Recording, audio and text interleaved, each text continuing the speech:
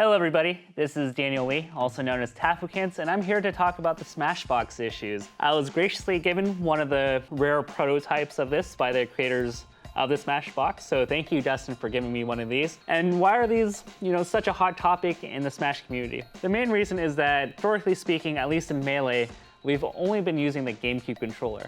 And this would be a very big deviation from that. Now, recently, the Smashbox, has had a trailer to show how to use it. They've given betas to a handful of people. And most recently, Gravy from Florida is one of the biggest advocates of it as a player. He plans to use it at Genesis 4 if it's legal there. And so as a result, it brings into a lot of questions for the Melee community. What should be legal and what should be illegal for controlling your character? Now, before we kind of go into nitty-gritty details, assuming that this is legal, I want to just talk about some of the quick pros and cons, the arguments of both sides. So the pros, because this particular Smashbox is similar to a fighting game controller, some people will say that, this is, big open door for fighting game players who were not quite happy with the GameCube controller to say, hey, we have something else for you if you're interested in playing Melee. Furthermore, the GameCube controller is not the most ergonomic controller, and so we've seen top players, complain about hand pains. To name a few, Silent Wolf, Mewtwo, Korean DJ, Hacks, Mango, SFAT, they've all complained of some degree of hand pains. And maybe, just maybe, this Smashbox controller might help them in the long term of their careers, because hand pain, wrist pain sucks, and this affects a large part of their lives. And maybe the Smashbox can improve those aspects for them in terms of long-term health. For consistency standpoints, the GameCube controller is not very consistent, especially with the analog stick. Some controllers come out of the box with perfect shield drops. They can backdash better than other controllers. Sometimes when you input the same exact command on a GameCube controller, you get two different outputs, which is not really fair, to be honest. And the Smashbox addresses those issues by claiming that they can make consistent analog stick movements in digital presses. And that's some of the pros that you have, is that if you press a certain button combination, you get the same output every time. Now, some of the cons, this is, create a lot of controversy because it opens the door to controller modifications. And, if this is legal, then maybe this leads to a precedent of other controllers being legal. Will Melee become more about finding the best equipment or who is actually skilled at the game? So those are some of the long-term questions that people have to philosophically answer. And if you're an organizer, you might want to give some degree of thought to it, because this does affect the competitive community as a whole. Still, this leads to a bunch of questions. These are just, speculations, of course, because our controller modification, rules are so outdated. I don't remember the last time we've actually updated the rules, but we generally follow this rule set of no macros, no turbo, and no programmable buttons. But it doesn't answer a lot of the questions that are in 2016. For example, case modding is very big with the Cardano controllers, where you can actually have specific notches filed out in your GameCube controller so you get consistent shield drops. So should we have official ruling on that?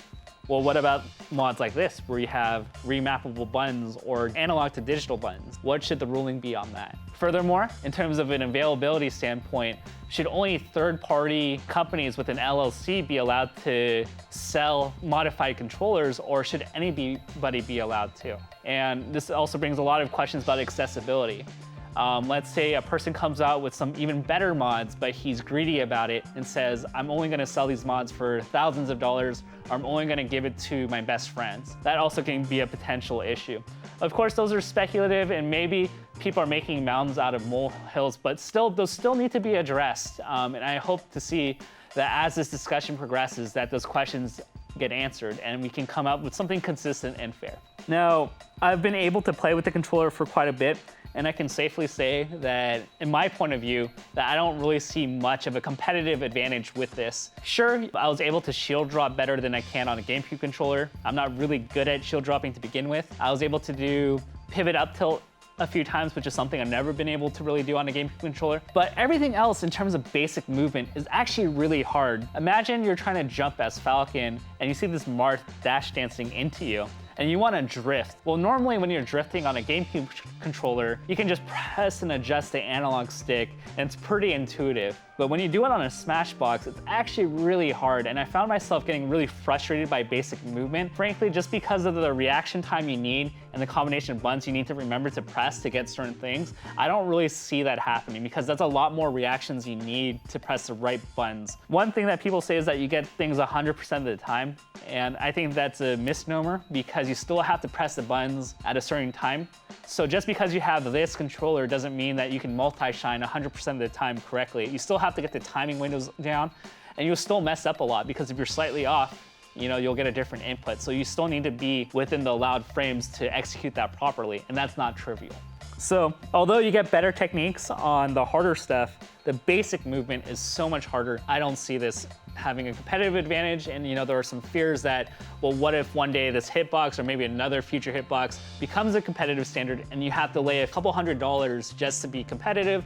I don't really see it. There are still discussions going on with this, so it's pretty cool that a lot of people are chiming in. The Crimson Blur, the Hitbox guys, Gravy, they've all given videos. There's been a lot of discussion on Reddit and social media, which I actually love because we don't have any rule set. And it's important that down the road we come to a conclusion, but we discuss it very thoroughly before we make any conclusions. Now for Genesis 4 in 2017, that's the first big tournament. Sheridan, one of the TOs, said that he's open to it. He's going to get a beta of it and make a decision. More than likely, I suspect that it will be legal for Genesis 4, but it's not going to take a precedence to say just because it's legal at Genesis 4 that it's legal for all events.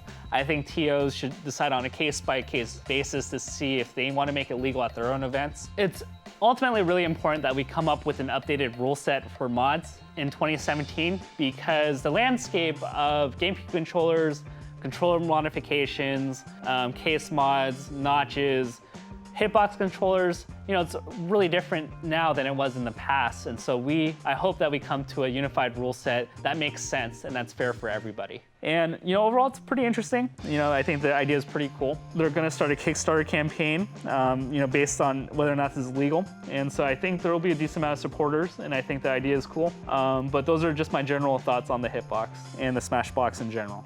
So that's all I have to say about the Smashbox, and I hope you enjoyed this edition of Melee Science.